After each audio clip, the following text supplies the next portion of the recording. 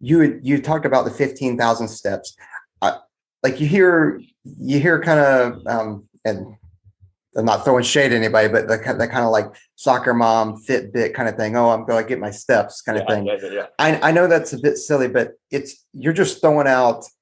It's like, hey, it's a measurement of being active and not sitting in a sedentary lifestyle, right? Like it's not like somebody should go out. Whew, I got to get my 15,000 steps kind of thing. Right.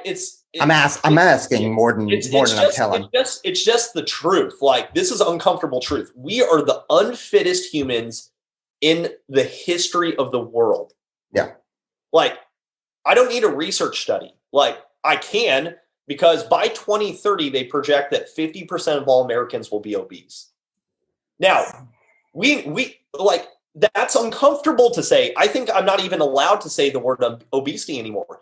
So why does that matter? Because we have people that come up through schools, which PE is non-existent anymore, pretty much. I think less than like 10% of schools have PE.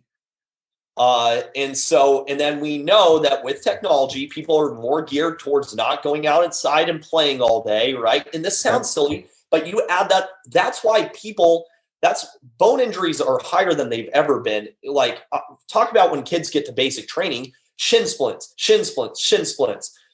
And that mythical 10,000, 15,000 steps is if we think about it like a pyramid, health comes before performance, right?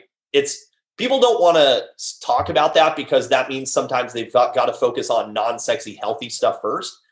So if we're not even healthy, like we're going to be in trouble once we start performing, because if you sacrifice health for performance, eventually down the road, your body will sacrifice all your performance to get back your health.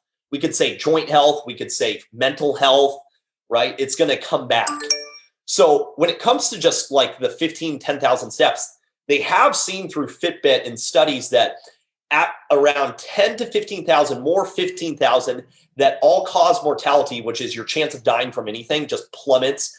Past 15,000, there doesn't seem to be any additional benefit, but there's other stuff too. So let's think about walking.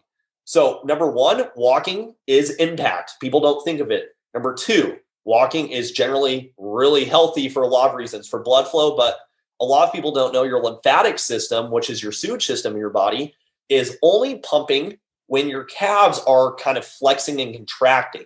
So when you're sitting at your desk all day, your calves aren't flexing and contracting in a rhythmic fashion. Your calf muscle pump is what pumps the lymphatic system, which is your sewage system. So we have more lymphatic fluid and stuff than blood in the body. And that's what gets rid of all the gunk, all the inflammation, all the crud.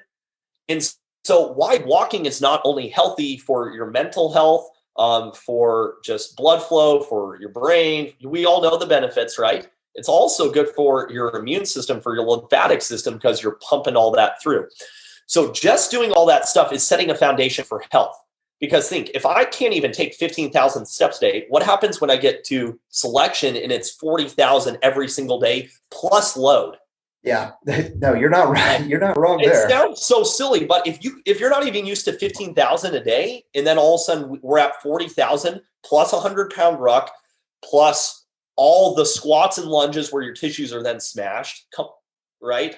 So while it's silly and while it's Fitbit-ish, I almost think that if you're trying to head into basic, you should be getting 20,000 steps a day. Like, no, like